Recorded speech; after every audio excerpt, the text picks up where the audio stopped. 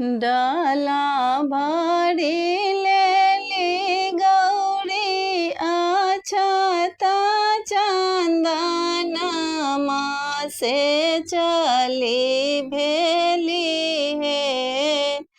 गौरी शिव के मंदिरवा से चली भेली है।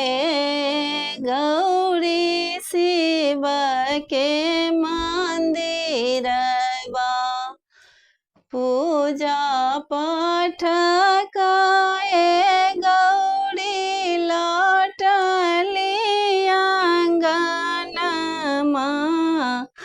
पूजा पाठ काए गौरी लौटली आंगनमा से धाये लेलनी है।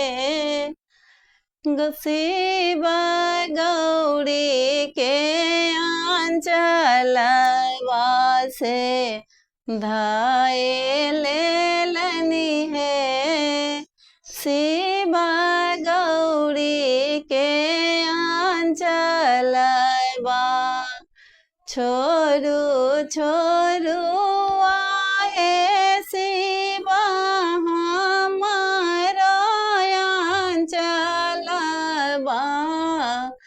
छोरू छोरू आहे शिव हमारा आंचलवा से चली जता है।